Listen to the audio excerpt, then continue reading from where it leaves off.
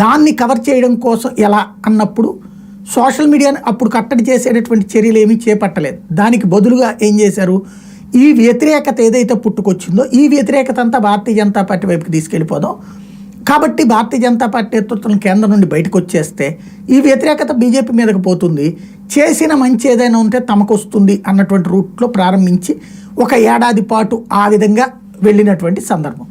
తద్వారా అప్పుడు ప్రయోజనం చేకూరింది అంటే అంత చేసినా చేకూరలేదు, చిట్ట చివరిలో చేసిన ప్రయత్నం వలన తేడా వచ్చింది.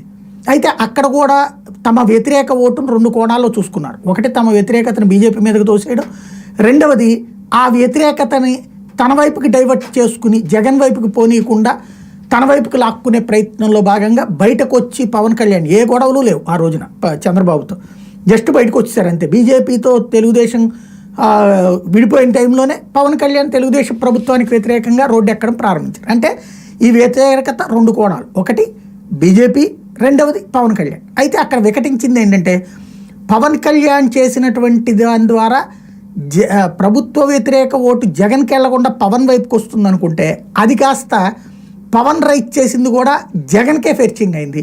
రెండవది భారతీయ జనతా పార్టీ మీద భారతీయ జనతా పార్టీ నష్టపోయింది, పవన్ నష్టపోయాడు. కానీ ఈ ఇద్దరి వ్యతిరేకత కూడా జగన్